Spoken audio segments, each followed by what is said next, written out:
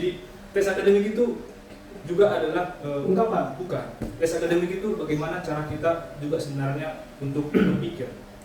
Jadi Dan juga dosen-dosen pada umumnya memang banyak yang istilah bahasa Inggrisnya killer seperti itu lah.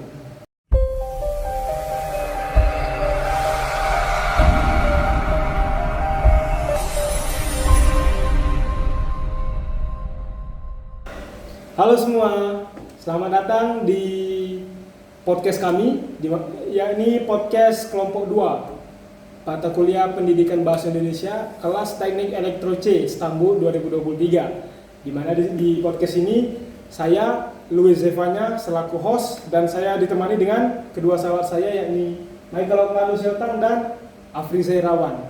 Jadi di sini kami akan membahas sedikit banyaknya mengenai kehidupan kampus, mengenai mata kuliah umum, dan tentu saja mengenai pendidikan bahasa Indonesia. Bagaimana keseruan kami? Langsung saja saksikan. Oke teman-teman, gimana tanggapan kalian nih mengenai kita saat ini nih? Kita ini kan sudah semester 3, mahasiswa semester 3 Universitas Negeri Medan, di mana kita sudah mempelajari sedikit banyaknya mengenai materi-materi teknik elektro, dan juga pada semester 3 ini kita juga mempelajari bahasa Indonesia kan. Nah, di sini di dalam bahasa Indonesia ini kan kita dituntut tuh untuk berbicara berbahasa yang sopan dalam lingkup akademik. Tanggapan kalian mengenai itu gimana sih? Mengapa kita harus menggunakan bahasa yang baku nih di saat kita berada di lingkup akademik, sementara di saat kita di luar lingkup akademik ya kita berbicara seadanya saja, tidak baku seperti itu. Bagaimana menurut tanggapan kalian? yang mana nih? Aku dulu atau siapa nih aja? Oke, dari sahabat Michael dulu lah. Kalau dari saya ya mungkin karena bagaimana kita berperilaku, bagaimana kita berkomunikasi dengan teman-teman atau dosen, lebih bagus sepertinya kalau menggunakan bahasa baku. Karena kan hal-hal yang bakal kita bahas, hal-hal yang bakal kita bincangkan nanti di perkuliahan itu pasti berkaitan sama pelajaran, berkaitan sama hal-hal yang bukan tentang yang kita jalani sehari-hari lah. Karena kan seperti misalnya kita belajar tentang elektro, kita belajar bagaimana listrik itu bekerja, ataupun bagaimana kita berkomunikasi dengan dosen, kurang abdul rasanya kalau menggunakan bahasa sehari-hari. Karena pengalaman saya pakai bahasa sehari-hari itu terlalu bertele-tele. Sedangkan kayak bahasa baku kita bisa menyederhanakan gitu. Jadi bagus kalau menggunakan bahasa baku. Jadi poinnya itu kan menggunakan bahasa baku di lingkup akademik itu lebih formal, seperti itulah ya. Kalau menurut saudara Afri gimana? Sama kayak yang dibilang Michael tadi kan, mirip-mirip lah. Soalnya kan nggak di perkuliahan ini nggak semuanya ya dari satu daerah yang sama. Jadi bahasa baku ini bisa menjadi kayak bisa menjadi mungkin alat komunikasi, alat komunikasi yang bisa dimengerti lah dari semua kalangan masyarakat yang ada di lingkungan kampus itu. Jadi ya mungkin cocok lah bahasa baku ini digunakan pada dunia perkuliahan gitu. Iya. Karena memang bahasa baku ya dari kita semester 1 juga buku-buku perpustakaan juga menggunakan bahasa baku ya kan? Iya. Dalam menyampaikan materinya ya kan? Jadi memudahkan lah. Itu dia bahasa baku. Tapi justru ada bahasa baku yang justru asing kedengaran di telinga saya. Apa itu? Contohnya Selandia. Itu kalau bahasa bakunya kan lebih kita kenal PowerPoint kan. Ya. Dari semester 1 semester 2 kan mungkin dosen-dosen penguji kita dosen-dosen pengampu mata kuliah kita kan bilangnya silakan membuat makalah dan PowerPoint presentasi seperti itu. Sementara waktu kita mempelajari pendidikan bahasa Indonesia ini kan kita diajarkan bahwasannya menggunakan bahasa Indonesia yang baik. Jadi PowerPoint itu bahasa Indonesia Selandia, itu terdengar asing menurut saya. Kalau menurut kalian gimana? Asing nggak sih Selandia? Tentu saja asing. Karena kan Selandia ya yang kita ketahui Selandia itu negara. Negara kan, negara asing sana. Iya. Kenapa jadi PowerPoint gitu kan? Ya, negara Eropa ya. Ya. Mungkin Lanjut. itulah contoh kayak kenapa ada kita mempelajari mata kuliah bahasa Indonesia ini. Jadi agar untuk kita kemudiannya memahami, kemudian di kemudian hari gitu kan nggak kaget lah sama bahasa-bahasa yang kata-kata yang seperti itu. Iya. Mungkin selain Selandia mungkin ada kata-kata selain Selandia, kata-kata lainnya yang dimana kehidupan kita biasanya kita menggunakan kata bakunya kita nggak tahu gitu kan. Dan sebagai mempelajari bahasa Indonesia ini ya biar kita bisa mempraktekkan sekaligus mempraktekkan lah bagaimana penggunaan bahasa baku misal pada cara yang formal atau informal gitu. Iya. Betul. Sebenarnya belajar bahasa baku itu juga berguna untuk meningkatkan sebenarnya rasa nasionalisme kita. Nasionalisme. Karena kalau kita nggak tahu bahasa misalnya ada suatu kalimat, ada suatu kata, misalnya link itu kan kita ketahui itu bahasa Inggris. Ya, bahasa Indonesianya ada tautan. Betul. Kalau kita tidak tahu bahasa bagaimana bentuk kata link dalam bahasa kita sendiri, itu sangat disayangkan sih. Padahal bahasa Indonesia itu kan memiliki itu bakal kita pakai hingga nanti kita memiliki anak sendiri. Betul. Nanti itu bakal diwariskan ke anak kita lagi. Iya. Jadi kalau misalnya rakyatnya sendiri nggak melestarikan, bahaya juga. Betul. Berarti bahasa Indonesia ini sama halnya dengan bahasa-bahasa daerah gitu. Perlu dilestarikan seperti itu kan? Iya. Terus kita mempelajari materi kelompok kita nih dari buku pendidikan bahasa Indonesia. Materi kita teks akademik, ya kan? Nah, teks akademik itu kan teks yang kita pakai dalam lingkup akademisi kita kan, dalam lingkup perkuliahan. Ini kan penting nih teks akademik. Dalam misalnya kita membuat makalah, kita membuat laporan praktikum kita yang memusingkan itu loh. Betul. Menurut kalian gimana? Sampai malam. Sampai malam kita ngerjain laporan praktikum. Itu yang membuat kita lama ngerjainnya itu sebenarnya bukan materi, bukan jawabannya, tapi prosedur laporan itu sendiri ya. Susunannya, ya kan? Harus sesuai. Nah, berarti dari contoh laporan itu saja lah. Berarti kan teks akademik ini perlu untuk kita dalami lebih lanjut kan. Menurut kalian lah, dengan menurut saya juga, bagaimana teks akademik ini mempengaruhi cara kita untuk mengekspresikan materi-materi, memasukkan materi-materi pembelajaran dalam sebuah presentasi, dalam sebuah makalah yang akan kita buat nantinya, dalam sebuah proposal. Seberapa penting sih kita mempelajari teks akademik ini? Kalau menurut saya tentu penting kan? Menurut itu dipotongnya ada. Kalau dari saya, tes akademik itu sebenarnya bukan hanya tes akademik itu tidak hanya sebuah teks. Berarti sebuah karya gitu, bukan teks. Di tes akademik itu juga adalah Ungkapan. Bukan. Tes akademik itu bagaimana cara kita juga sebenarnya untuk berpikir. Jadi bagaimana kita menyampaikan suatu materi dalam bentuk presentasi misalnya, itu harus ada strukturnya. Di tes akademik kita belajar cara membuat suatu makalah. Tes akademik itu kan banyak kan. Tes akademik itu memiliki banyak sekali cabang. Ada dia tes akademik menggunakan genre mikro dan juga makro. Ya. Kalau genre mikro artinya kecil, itu kan contohnya seperti deskripsi, ada apa selanjutnya? Ada deskripsi, ada eksplanasi. Jadi kan Dan bagian-bagian misalnya, ya. bagian-bagian kecil itulah yang digunakan untuk di genre makro. Genre makro inilah seperti misalnya proposal. Berarti genre mikro ini berada tepat di dalam genre makro seperti itu Iya. berarti ya.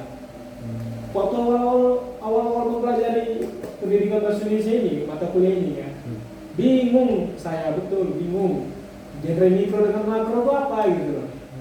Taunya dalam game ada permainan namanya Mobile Legends kan, itu ada mikro makro. Pikir kayak seperti itu kan, posisi kita dalam bermain game. Rupanya seperti yang sahabat jelaskan tadi ya kan.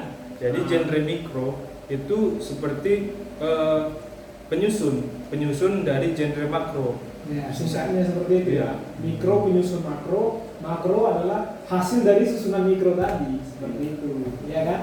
Jadi hubungannya itu dengan apa hubungannya dengan cara berpikir yang saya maksud? Maksudnya itu adalah misalnya nih kita ingin membuat suatu makalah terkait medan listrik misalnya, karena kita kan teknik elektro. Bagaimana kita bisa menyampaikan materi medan listrik ini tertata dengan baik, tertata dengan rapi, artinya sistematis, itu memiliki struktur. Struktur apa yang kita pakai? Struktur dari makalah. Nah, di genre makro, di bagian makalah ada hal yang harus kita tambahkan. Ada sifat-sifat pentingnya. Misalnya di makalah itu tidak boleh di makalah kita tidak boleh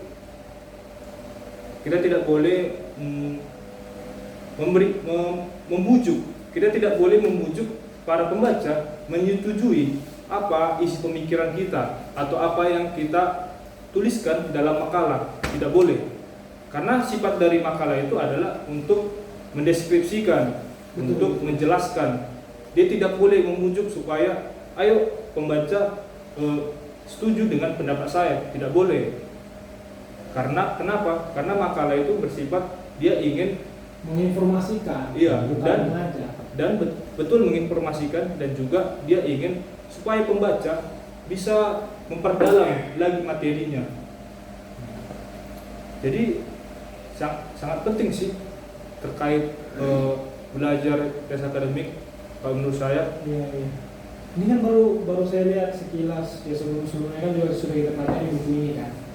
Kalau saya lihat nih kan, bab 2-nya ini mengenai teks akademik, sementara bab 3-nya teks ulasan, bab 4 teks proposal, kemudian dilanjut teks laporan, teks artikel ilmiah, kemudian analisis kesalahan dalam berbahasa Indonesia. Sebenarnya bab-bab selanjutnya ini kan merupakan pecahan-pecahan dari teks akademik seperti itu. Berarti sebenarnya jika kita memperdalam materi kelompok kita, yaitu teks akademik, berarti secara tidak langsung kita mempelajari semua materi mata kuliah ini. Betul nggak sih? Betul. Ya, benar. Benar kan? Benar. Karena seperti yang saya sampaikan tadi, tes akademik itu memiliki genre makro. Genre makro itu adalah teks laporan, proposal, teks artikel ilmiah seperti Iya. itu. Jadi memahami tes akademik itu sebenarnya membantu kita, sangat membantu dalam proses pengerjaan tugas-tugas serta bagaimana cara kita memahami materi itu juga sebenarnya itu sangat membantu sekali. Betul.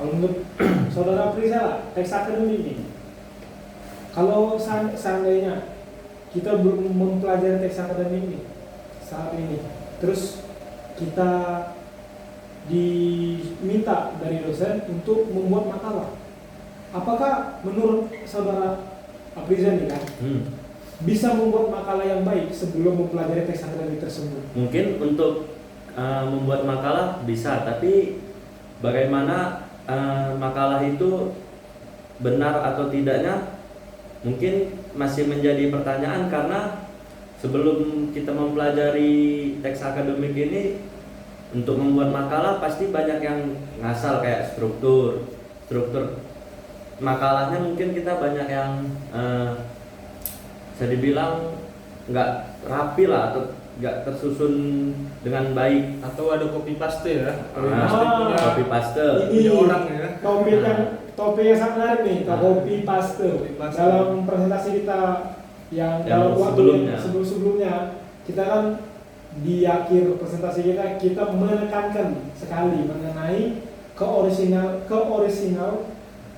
dalam teks akademik, di mana harus kita sertakan sumber-sumbernya juga. Ya.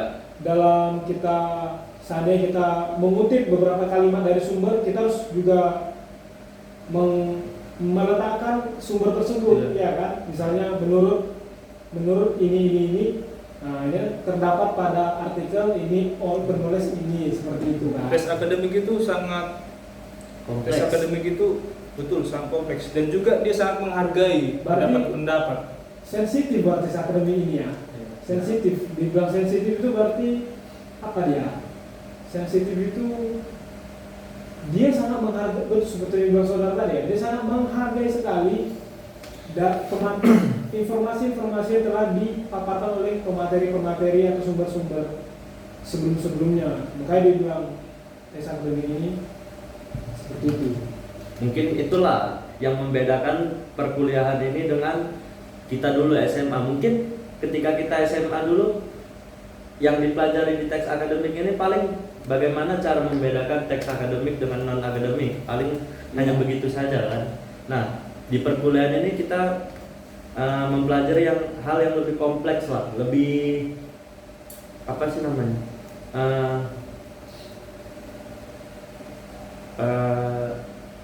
lebih rinci lah ya, apa yang ada pada teks akademik itu sendiri. Oh iya teman-teman, Luis tadi kan Aprinci membahas nih soal SMA. Sekarang kan kita sudah berkuliah di semester dan juga berada di posisi semester 3. Kalau dari Posla ini, kami ingin bertanya, bagaimana pendapat saudara Luis perasaan ataupun suasana pembelajaran ketika belajar di SMA dengan di perkuliahan?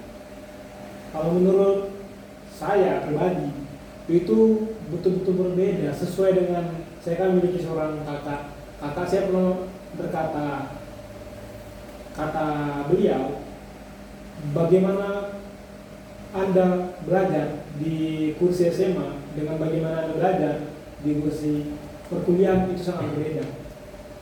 Beliau mengatakan bahwasannya pada kursi SMA itu kan guru yang mencari kita, karena di situ kita masih dianggap di bawah umur, masih istilah sekarang labil, Masih dalam pengawasan. masih dalam pengawasan kan. Jadi itu masalah nilai saja, masalah akademik masih guru yang mencari kita. Nah, sementara di perkuliahan saat ini, aduh, betul-betul mental kita sangat diuji. Bagaimana kita dituntut untuk kita yang memperjuangkan hak dan kewajiban kita di dunia perkuliahan ini.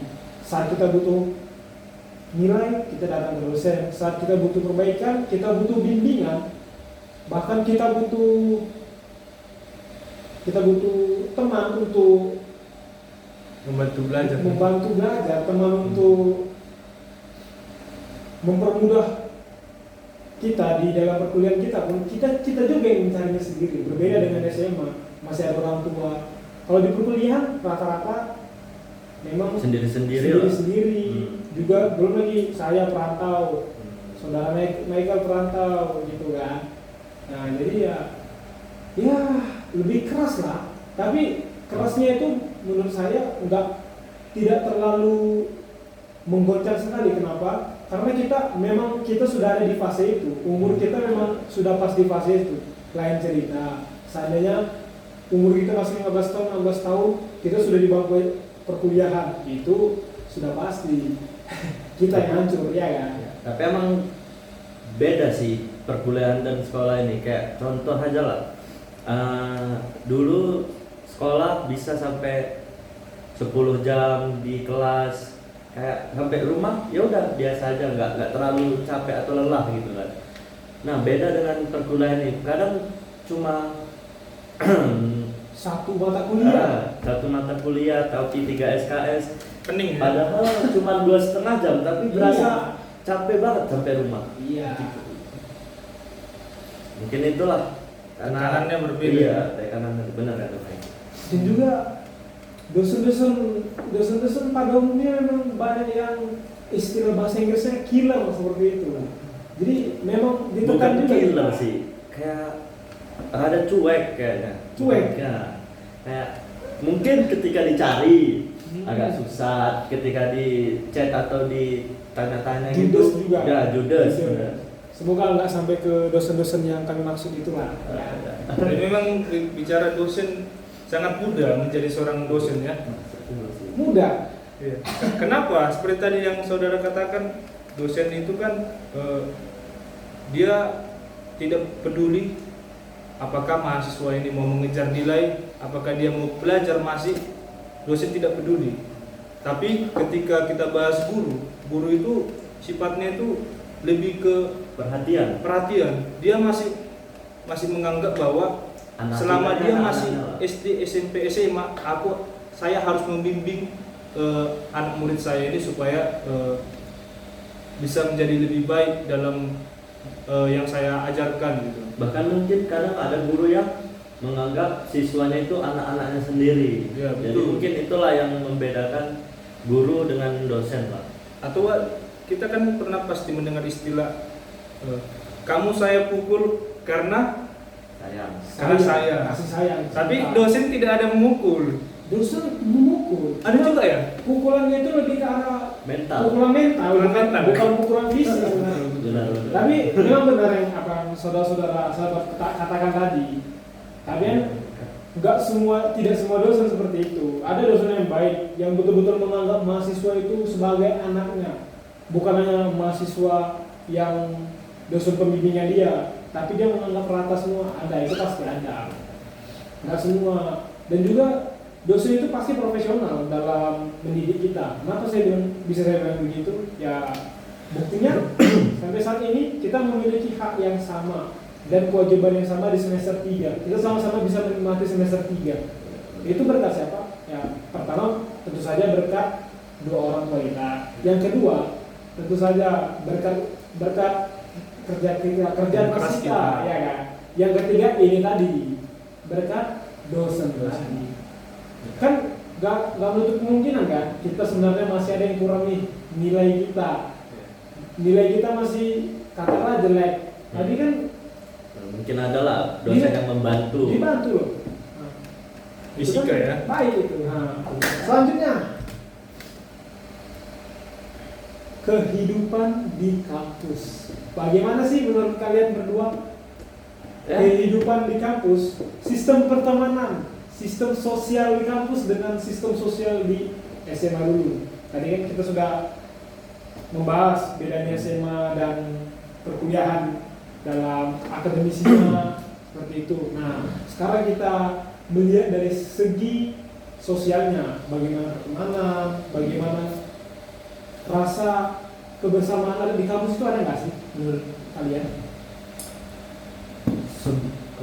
Bedanya sama sekolah dulu mungkin karena lebih lama bareng-barengnya kali ya.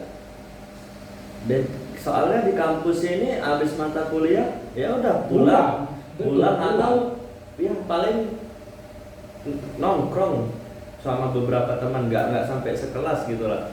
Beda sama sekolah dulu, ada jam kosong gitu kan. Betul. Bisa ngobrol bareng, tetap sekelas lah, tetap di dalam kelas gitu. Jam istirahat. Iya. Juga jam istirahat. Kalau di sekolah itu kan kita tidak diperbolehkan keluar sekolah. Sementara Biasanya kan seperti itu. kalau di kampus beda.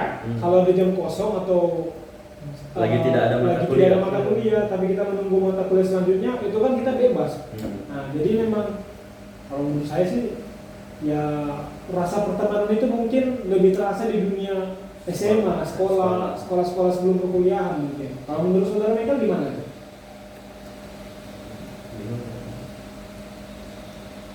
Jangan nangis saudara. Aduh. Santai. Nangis. Kalau menurut saya dari saudara Luis misalnya, kenapa tidak terlalu berbeda tadi? Kenapa lebih melekat ketika sekolah? Ketika sekolah. Ya karena itu tadi. Karena kita lebih sering lah. Mereka lebih sama-samanya. merasakan kebersamaan mereka di lingkup yang sama, karena mereka dituntut untuk selalu berada di dalam kelas dalam kelas, dalam sekolah pada saat istirahat. bisa sampai 10 jam gitu. Sementara pada kuliah kan, di saat ada jam kosong dan lain sebagainya itu kan bebas mau kemana saja, Benar. ya kan?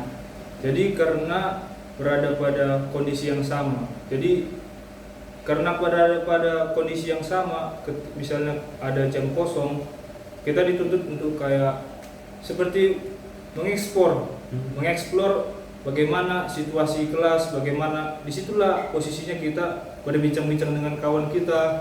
Tidak seperti perkuliahan kan, dia ketika kita misalnya butuh sesuatu, baru kita menuju teman kita. Ketika ada mata kuliah, baru kita bisa ketemu kawan kita. Betul. Kalau tidak ada mata kuliah, boro-boro ketemu, boro-boro ingin bercakap-cakap. Mungkin Mengirim pesan lewat sosial media saja, ya Kan. tidak mau. Jarang-jarang. Iya, sebenarnya mungkin di saat ada butuhnya aja dia ada seperti itu. Ya tapi ya itulah perbedaan perkuliahan kita tadi, SMA juga pendidikan bahasa Indonesia yang telah kita bahas ya kan. Janganlah terlalu memandang ke belakang mengenai serunya kehidupan sekolah, SMA, SMK. Sekarang kan kita sudah kuliah. Tata masa depan. betul. Iya kan? Nah, Jadikan yang di belakang itu sebagai pembelajaran lah. betul. Jangan hidup di masa lalu. Betul. Oke. Masa lalu biarlah berlalu, masa depan kita perjuangkan. Itu Itu dia. Oke. Baik, mungkin itu saja dari kami mengenai podcast kelompok kami, kelompok 2. Jika terdapat kesalahan dan kekurangan dalam podcast kami mohon maaf. Kami akhiri dengan terima kasih. Terima kasih Pak Luis. Oke.